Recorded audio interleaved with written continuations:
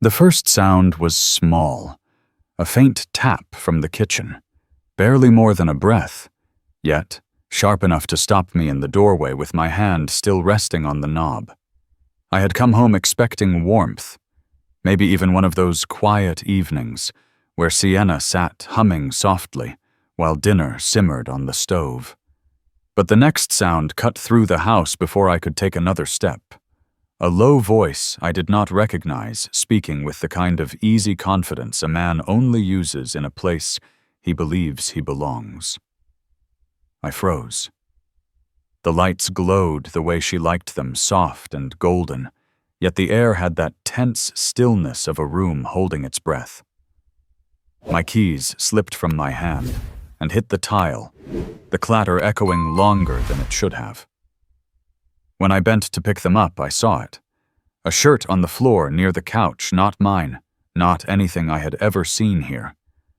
The fabric lay crumpled, a single dark sleeve stretched out like an accusation. I straightened slowly, feeling the cold rise through the soles of my shoes. My hand trembled once before I forced it still. That small piece of fabric told a truth no voice needed to say, a truth delivered without mercy. I stood there in the quiet, my jaw tight, my breath steady, and made myself a promise only a man pushed to the edge can make. I would not break. I would not beg. And whatever this moment meant, I would make sure the cost of it was paid in full. The first sound was small, a faint tap from the kitchen, barely more than a breath, yet sharp enough to stop me in the doorway, with my hand still resting on the knob. The house felt cooler than it should for an early evening in Columbus. The lights glowed softly the way Sienna preferred, but something in the air had shifted a quiet tilt in the atmosphere that made the room feel unfamiliar. I stepped inside and set my keys on the counter. They slid farther than usual, the metal scraping lightly before coming to a stop. The living room sat perfectly arranged pillows aligned a folded blanket draped over the couch. Nothing out of place, nothing disturbed, yet the space had the uneasy stillness of a room recently emptied of something important. Then I saw the heels by the door. Black, tall, polished, until they caught the dim light. Sienna never wore shoes like that. They looked too deliberate and too new, placed neatly side by side, as if someone expected to return for them. I did not touch them. I simply stood there, watching the edges of the room tighten around the shape of those shoes. Sienna stepped out of the hallway moments later. She moved with a quickness that felt rehearsed, brushing her hair behind her ear, smoothing her blouse with a hand that lingered too long. Her smile appeared late thin at the corners. She said a coworker had stopped by for a minute. The words came with an easy tone, but her eyes flicked to the shoes and back to me in a way that told a quieter, truer story. Dinner that night carried the same quiet strain. I talked about a shipment delay at the site, while she nodded without lifting her gaze from her phone. The glow of the screen lit half her face, leaving the other half in soft shadow. Every so often she made a small sound to show she was listening, though her fork barely clicked against the plate. The clock on the wall ticked with steady patience, the kind that grows louder when two people sit close, but far. After we finished, she rinsed her plate quickly. The water hit the sink with sharp splashes that echoed in the kitchen. I watched her shoulders stiffen as she turned away, watched the way she breathed more from her chest than her stomach, shallow and quick. Later that night, I checked our joint account. A charge at 2 a.m. glowed on the screen. A downtown bar. I stared until the numbers blurred, then turned the laptop toward her at breakfast. She said it must have been a billing error and that she would call the bank, her voice moving fast as she reached for her purse. The scent of a new perfume followed her out the door, crisp and unfamiliar, a scent I had never known on her skin. The mornings began shifting after that. I woke one day to the sound of the garage door closing. She was already gone, saying she had early prep for a client presentation. But later, when I checked her team's internal memo, I saw it was a remote workday. The discrepancy sat with me for hours, quiet and heavy. That night I opened the refrigerator and saw the soup I had made 2 days earlier still sealed, untouched. I remembered setting it on the shelf with a simple thought that she might appreciate something warm after a long day. Seeing it exactly where I left it felt like finding a message written in silence. I showered, dried off, and stepped into the bedroom. Sienna was already asleep, her back turned. Her breathing rose and fell in slow waves. I lay beside her, staring at the ceiling, listening to the hum of the fan. Then a soft murmur slipped from her sleep, barely more than a whisper. A name formed out of the haze of dreams. Tyler. The room felt colder as soon as it left her mouth. 12 years of marriage, and I had never heard her speak that name. Morning came reluctantly sliding into the room through half-closed blinds. The heels had been moved just slightly enough that I recognized the shift. Her mug sat in the sink with a faint trace of lipstick in a shade she did not usually wear. The air held the lingering note of the new perfume. I reached for our wedding photo on the counter. The frame felt cool against my hand, cooler than the room. A small smudge crossed the glass as if someone had wiped at it and stopped halfway. I straightened it, but the picture still looked tilted. Sienna in white, me beside her, both of us smiling at a future that felt certain then. My wedding ring moved loosely on my finger as I stood there. I turned it slowly, feeling the gap between metal and skin.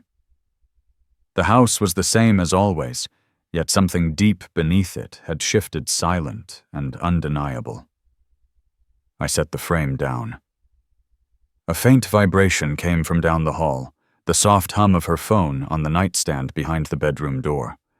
I did not move toward it. I only stood there in the stillness, listening to the quiet settle again, patient, and waiting, like the sound of a crack forming in the walls of a life I had once believed was steady. The quiet in the house did not lift. After that morning, it simply changed texture. It settled lower, closer to the floor, like fog that refused to burn off even when the sun was up. I moved around the kitchen with the same movements I had used for years, yet each action felt slightly delayed, as if my body were following instructions my mind no longer believed in. The coffee maker clicked on a familiar sound, steady and patient. Steam rose thin and pale, drifting toward the ceiling before disappearing. I wrapped my hand around the mug and watched the screen of my laptop wake up, the glow washing over the counter, over my hand, over the faint shine of my ring as it turned loosely on my finger. An email notification slid into view. A hotel transaction on our supplemental card dated the same night she told me she had to stay late with the team. The hotel sat near downtown, a place meant for business travelers. Neutral carpets, quiet hallways, anonymous stays. I did not open the details. I did not need to see the breakdown to understand that the number staring back at me did not belong to our old routines. Her phone buzzed on the counter, the sound small yet sharp in the quiet kitchen. The screen lit up, and a message appeared just long enough for my eyes to catch it before instinct told me to look away. Colton Reeves. Outside. Same place. The words were simple, stripped of anything dramatic, and perhaps that was why they felt so heavy. She entered the kitchen moments later, her footsteps quick and light. She reached for the phone in one smooth motion, clearing the message with a practiced flick of her thumb. Then she asked if I would be back late. Her voice, even her gaze fixed on the refrigerator door, as if it held the answer she needed. I told her I might have to stay on site. The lie slipped out calmly, as if it had been sitting ready behind my teeth. She nodded, still not meeting my eyes, and poured herself coffee. Her hand steady now, her shoulders relaxing, just a touch. The new perfume hung in the air between us, a clean, sharp scent that did not match the woman I had shared a life with for 12 years. I did not confront her. Men my age learn to count the cracks before they call it broken. The truth was not what scared me. It was how quietly it was moving in. I watched her carry her mug down the hallway, my fingers resting on my own cup, the warmth doing little to reach the cold that had settled somewhere behind my ribs. Later that morning, my phone rang while I sat in my truck outside a supply warehouse. An unfamiliar number. I answered and heard a woman ask if she was with him. Just that. The question dropped into the cab of the truck like a small stone in a deep well. I asked who she meant, but there was only a sharp inhale. Then the line went dead. I sat there with the engine running, the hum filling the space between my ears. Outside, forklifts moved, men shouted, pallets clattered against concrete. Inside the truck, everything was still. My ring slid when I tightened my grip on the steering wheel, the loose metal touching a part of my finger that had not felt air in over a decade. After that, every small inconsistency took on weight. The unfamiliar perfume that lingered long after she left a room.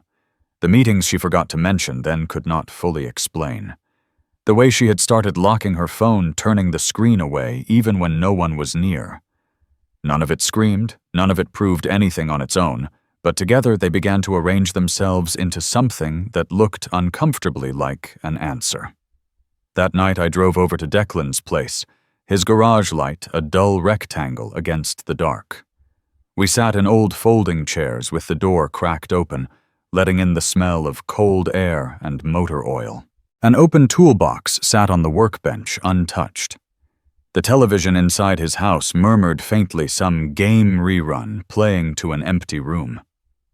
I told him about the hotel charge, about the message about the call that cut off midway through a fear.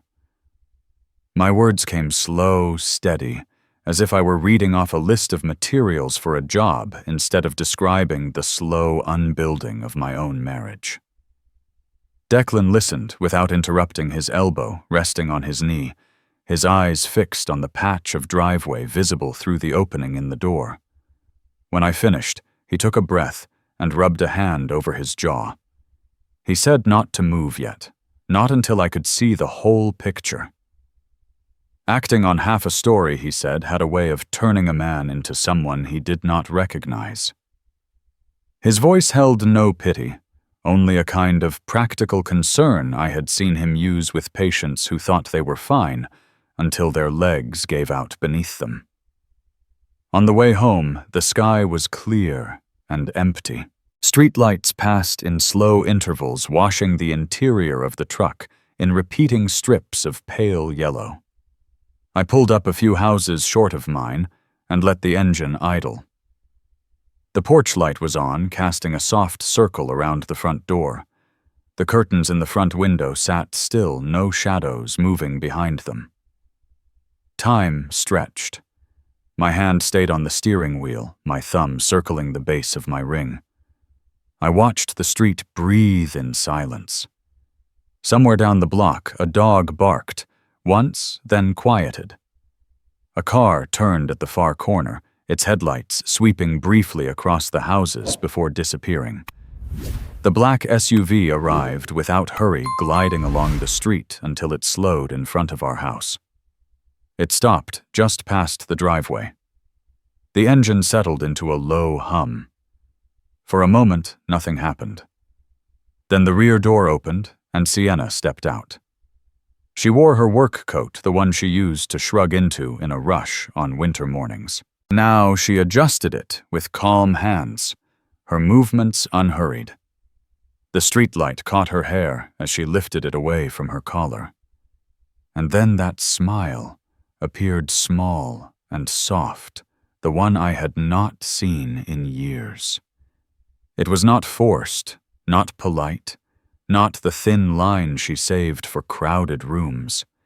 It belonged to some version of her that no longer came home to me. She closed the door gently and stood there in the cone of streetlight, saying something low into the open window before the SUV pulled away. I watched the shape of her face, the relaxed angle of her shoulders. The car rolled off down the road, red taillights shrinking until the night took it back. She turned toward the house and walked up the driveway. Halfway there, she slowed, as if feeling the weight of the front door before reaching it. Her hand hovered over the knob for a heartbeat. Then she straightened, lifted her chin slightly, and stepped inside. The porch light warmed her back for an instant. Then the door closed, cutting the glow away. I stayed in the truck. The engine clicked softly as the heat faded from it. My hand was still on the wheel, my ring turning under my thumb. It slipped a fraction farther this time, a small slide of metal over skin that sent a dull ache through my chest. The porch light flickered once, a brief dimming, then steadied. The street fell quiet again, carrying the same houses, the same hedges, the same mailboxes, as if nothing had changed at all. I sat there breathing in the cold air that seeped through the vents, feeling the shape of a life that no longer fit as easily as it used to. I did not chase after her, did not storm in to demand explanations. I let the silence grow around me wide and deep. Somewhere in that quiet, the pieces were falling into place, slow and certain, forming a picture I was not yet ready to speak aloud. The house felt colder when I stepped inside, as if the night air had followed me in and refused to leave. A faint line of light from the living room lamp stretched across the floor, thinning as it reached the kitchen tiles. I stood there for a moment, letting the door settle behind me, my hand drifting to my ring. It shifted easily on my finger, loose in a way that sent a quiet ache through my chest. Sienna was at the hallway mirror, fastening an earring with steady hands. Her purse rested on the entry table. Her coat lay folded over her arm. She checked her phone, the screen lighting her face for a brief second before she locked it and set it aside. The lamp above us flickered once, casting a thin shadow across her cheek. She did not notice me until I stepped closer. Her movements paused when she finally saw me standing there. Not startled, not guilty, only a slight hesitation, as if my presence had interrupted a pattern she had rehearsed. She reached for her purse again, the buckle tapping lightly against the table. The sound felt too sharp in the quiet hallway. I asked her if she still wanted this marriage. My voice came out lower than I expected, steady on the outside, while something small shifted inside me, quiet and sharp. For a moment, she did not move. Her hand rested on the purse strap, her fingers brushing the leather once before she let out a slow breath. Then she walked to the dining table and sat down, the chair legs scraping softly against the wood. I took the seat across from her. The lamp cast a soft ring of light between us, a warm circle neither of us stepped into. She folded her hands and looked at me with a strange calm, the kind that comes from a decision already settled long before it is spoken aloud. She said she had been seeing someone. The words fell clean and measured without tremor or apology. She said it had been going on for a while. She said she figured I knew. It was not the confession of someone torn apart by remorse. It was the statement of someone who had already crossed the line and walked far enough away that turning back felt unnecessary. I asked who he was. My voice held steady, though I felt my grip tighten on the arm of the chair, a small reflex my body chose before my mind could catch it. She met my eyes, then, the first true moment of contact that evening. She said the name Colton, with a softness that cut far deeper than anger ever could. She added that he understood her better, her tone light, almost conversational, as if she were describing a restaurant that suited her taste more than another. I felt something in me give way at that. Not loudly, not visibly, just a quiet shift inside like a floorboard settling under weight. The room seemed to cool around us. The steady tick of the kitchen clock grew clearer, sharper, marking each second with an even rhythm that felt too calm for the moment. Then she said she was not sure she had chosen the right person from the beginning. She hesitated before saying it, her fingers brushing the purse strap again, a small tremor of uncertainty that made the words that followed land even heavier. It felt less like a judgment and more like an erasure, as if years of shared life had been penciled in lightly, waiting for someone to wipe them clean. I leaned back, letting the chair creak under my weight. My ring pressed against my skin, the metal cool and loose.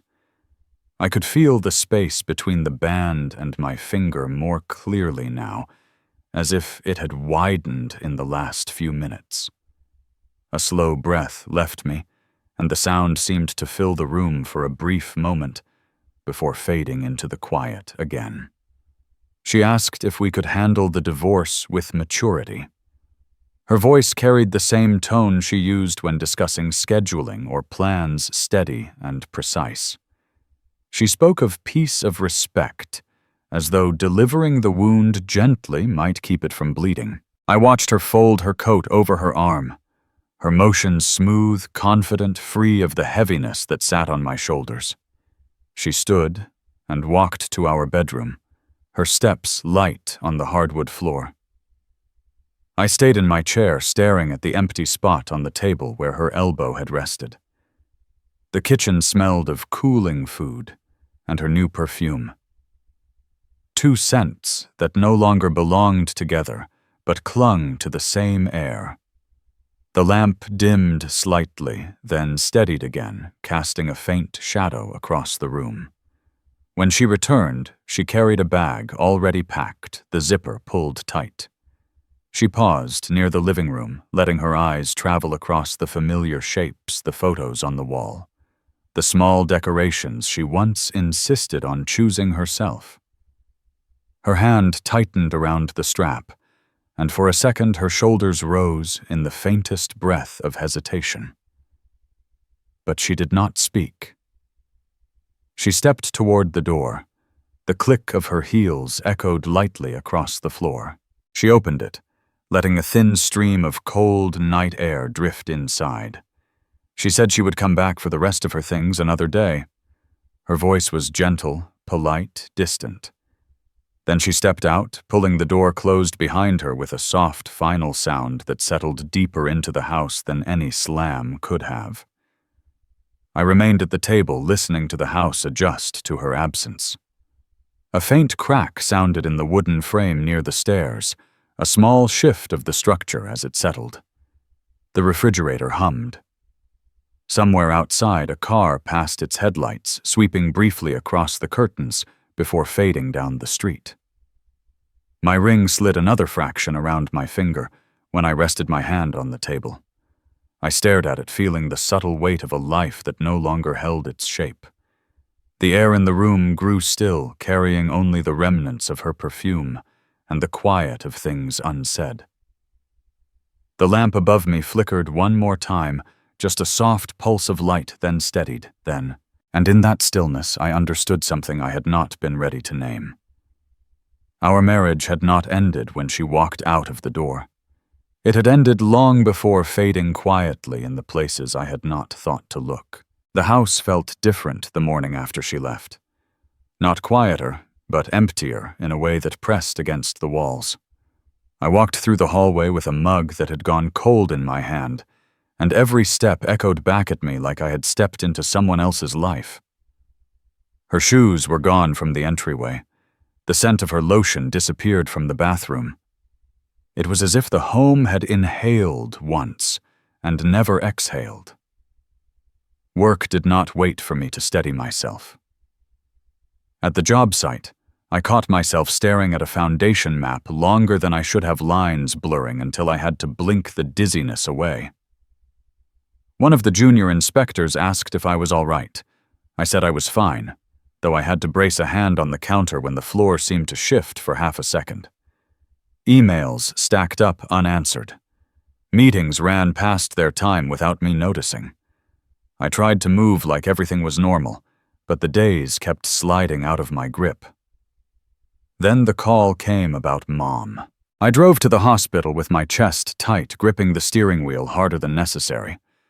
In her room, the lights were soft, and the monitors kept a steady rhythm. She looked small under the blanket, but when she reached for my hand, her grip was firm.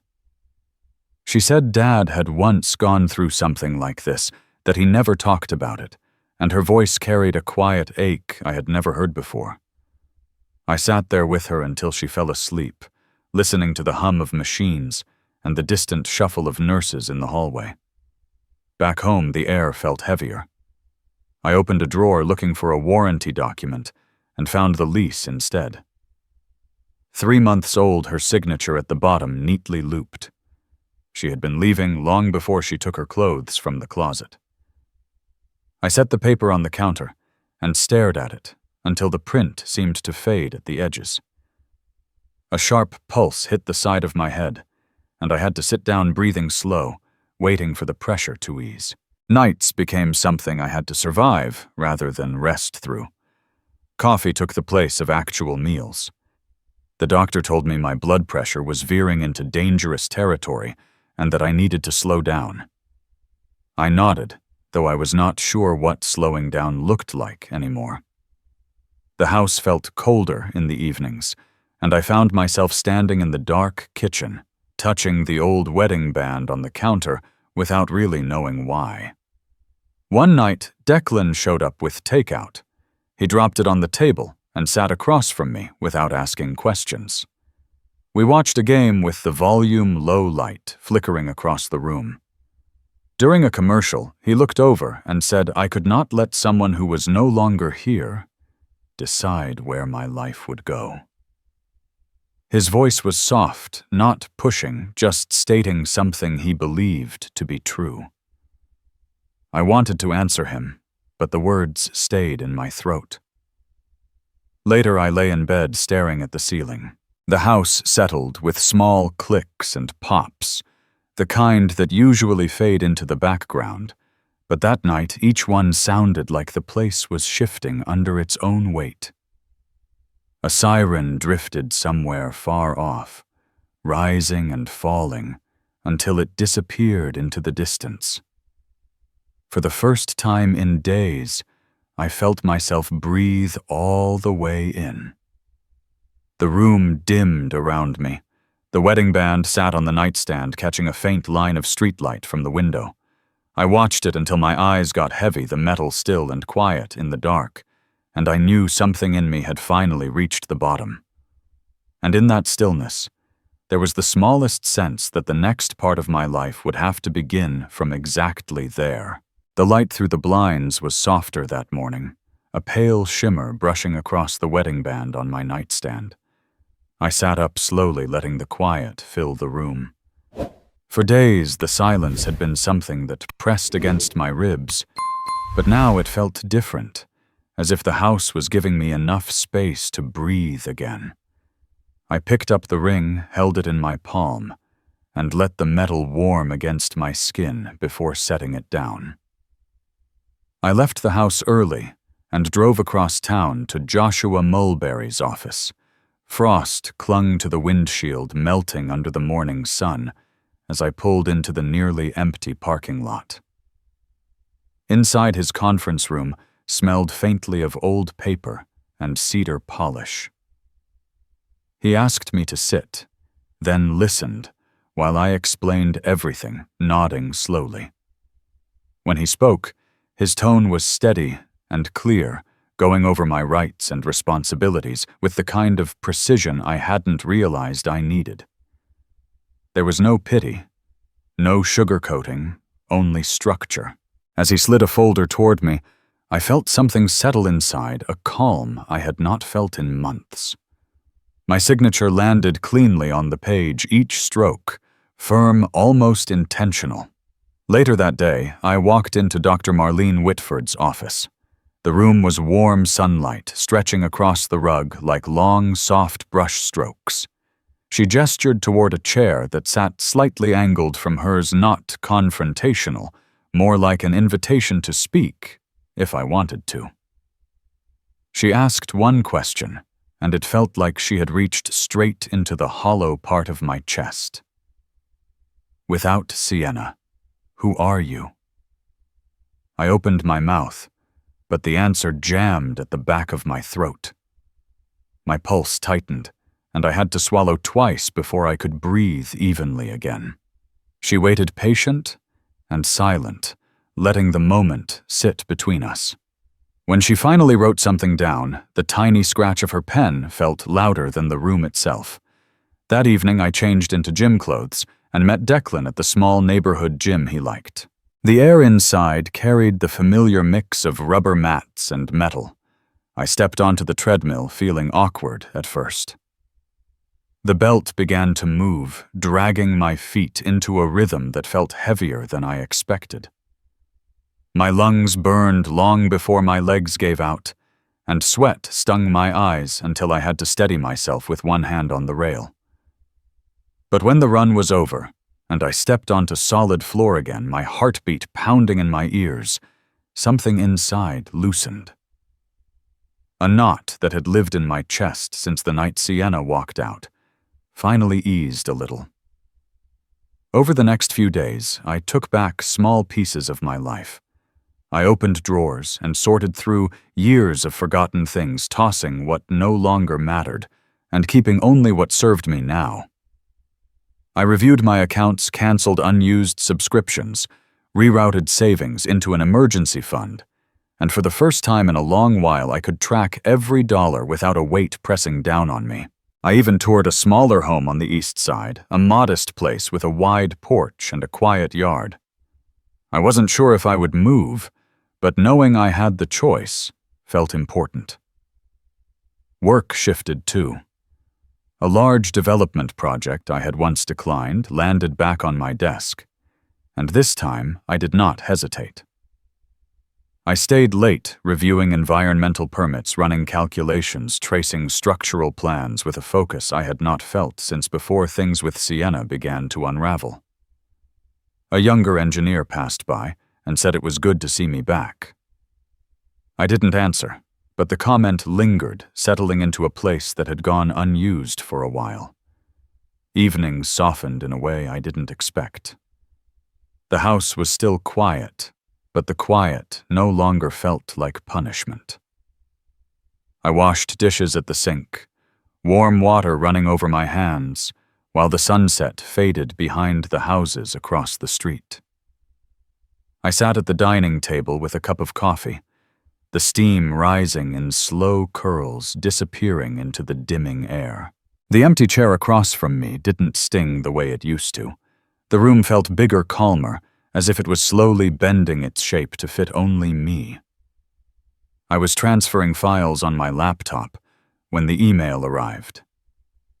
The notification light blinked once, a soft blue pulse in the corner of the screen. The name sat there plainly. Colton Reeves. My breath caught just for a small second, as if my body had recognized something my mind had not yet processed. The preview line read only 3 words: "We should talk." I closed the laptop gently, the soft click echoing through the room in a way that made the air feel still. The wedding band on the table caught a thin line of fading sunlight, the metal glowing faintly like it was holding its own quiet. I watched it, letting the silence form around me again, steady and deep. Something had shifted, and the room seemed to know it before I did.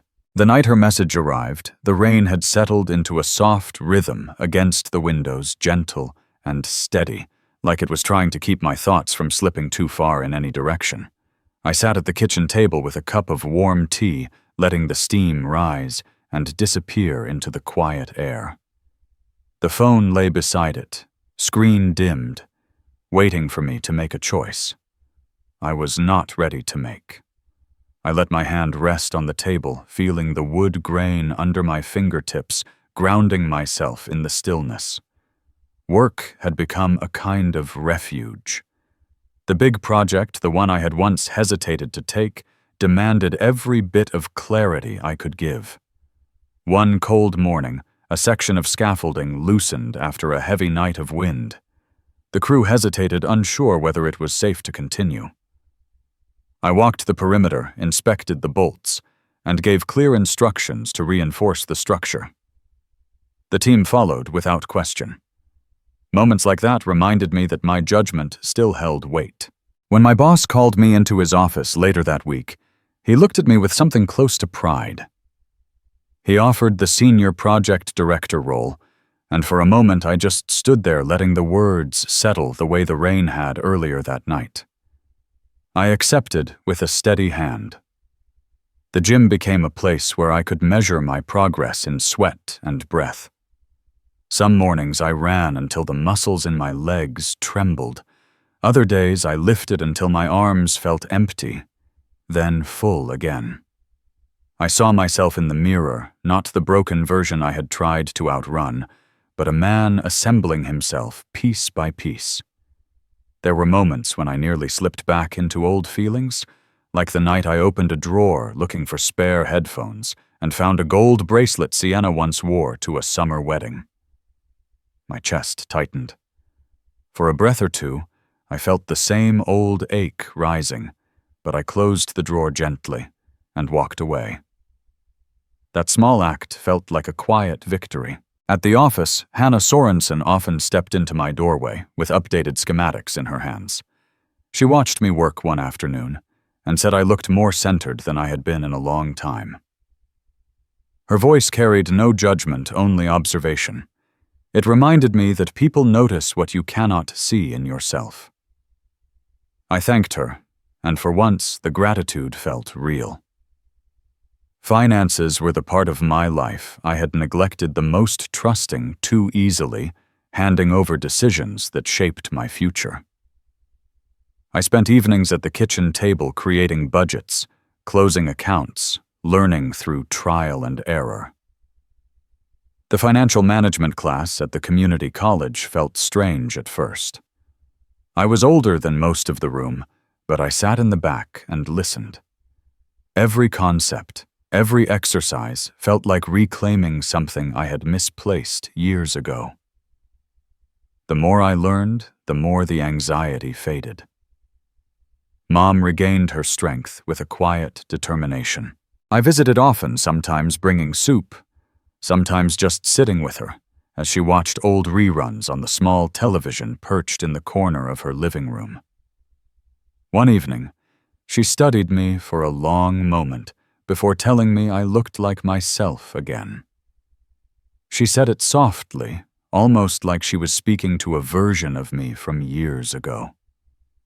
Her words loosened something deep in my chest. It felt like permission to keep moving forward. Home changed too. For months the silence had pressed on me heavy and sharp. Now it felt softer, like the house was adjusting to its new rhythm. I cooked simple meals, let the smell of garlic and onions fill the kitchen-cleaned rooms that had not been touched in years. Sometimes I found myself humming along to old records that spun slowly on the turntable. The rooms no longer echoed with absence. They held space for breath, for slow recovery. Then the messages from Sienna started coming. Short at first, polite notes about mail or paperwork. I answered with brief responses, nothing more. The tone changed over time. Questions about how I was doing. Mentions of memories I had put away. Little traces of hesitation and regret threaded into the lines. I kept my distance, not out of anger, but because the ground I stood on was finally stable, and I wanted to keep it that way. That night, after a long day at the site and a quiet dinner at home, her newest message appeared. "Marcus, can we meet? There are things I need to say." I stood near the window, watching the rain turn the streetlights into blurred halos. The phone vibrated once more, then fell silent. I did not reply. Instead, I walked to the small shelf near the hallway where my wedding ring still rested in a shallow ceramic dish. I had taken it off months ago, but never decided where it should go. I held it between my fingers, feeling the cool metal, remembering the weight it once carried. I set the ring back in the dish and returned to the window. The rain had slowed to a soft drizzle. Inside the glass, my reflection looked back at me steady and unhurried. I let the message sit unanswered, giving myself room to breathe. Whatever Sienna wanted to say could wait. For the first time in a long time, I felt like the man who would decide the next step, not the man reacting to someone else's choices. The phone dimmed again, and I stayed there a while longer, listening to the house settle around me in a calm I had finally learned to claim. The air still carried the late afternoon warmth from the walk out of the office, and it followed me as I stepped into the old cafe. The same one where Sienna and I once shared a slice of cake too sweet for both of us. I stood for a moment near the door and let my eyes adjust to the amber light inside. A quiet hum of conversation. The faint hiss of an espresso machine. The smell of something baked a little too long. All of it familiar enough to steady my breath. Sienna was already there. She sat by the window where the sunlight thinned into a pale gold sheet across the table. She looked up, and her eyes paused on me, as if she needed a second to reconcile the man walking toward her with the one she had once left behind. For a heartbeat, I saw something like disbelief, then regret, then a quick effort to smooth it away. I took the seat across from her, the chair legs scraping lightly against the floor. Silence settled between us, soft yet heavy. I rested my hand on the warm surface of the table, fingers brushing the faint ring-shaped stain left by a forgotten cup. A detail small enough to be missed, yet too honest to ignore. Sienna spoke first. Her voice was low, tired at the edges. Colton left. Everything is a mess. I thought I could handle more than I can. She looked down as she said it, her thumb tracing circles on the coffee sleeve. A habit she used to have when she was nervous, a detail I had almost forgotten. I waited not out of distance, but because rushing her felt wrong. The cafe door opened somewhere behind me, and a small gust of cool air moved across the room. She kept talking slower this time. I chased things that only made sense in the moment. I told myself I needed someone who made me feel wanted. I did not think you would become someone so grounded. I thought you would fall apart. The words did not sting the way they once might have. They drifted between us like dust in sunlight, visible, but weightless. I watched her breathe through the admission shoulders rising, then settling in a shaky line. For a moment she seemed smaller than I remembered, not in weakness, but in honesty. I told her I forgave her. I said it softly, not as a gesture of reconciliation, but as something I needed to release.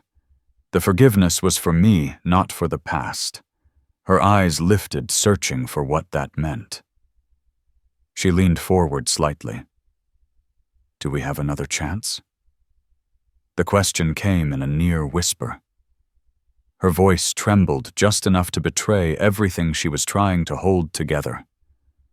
My answer took a moment. I let my gaze drift to the window where the light had begun to shift from gold to a muted silver.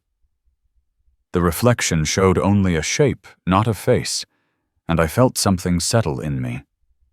A quiet certainty. The man I am now is someone you did not choose, and I cannot return to the man you walked away from. She closed her eyes when she heard it. Not dramatically, just a slow, quiet closing that carried the weight of something finally understood. A tear slipped down, but she wiped it away before it reached her chin.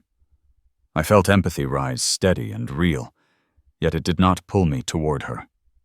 Some distances are meant to stay. For a while we sat without speaking. The cafe's soft clatter filled the gaps. A barista laughed from behind the counter. Someone stirred a drink too vigorously. A breeze brushed the window, and the light flickered across our table like a silent goodbye.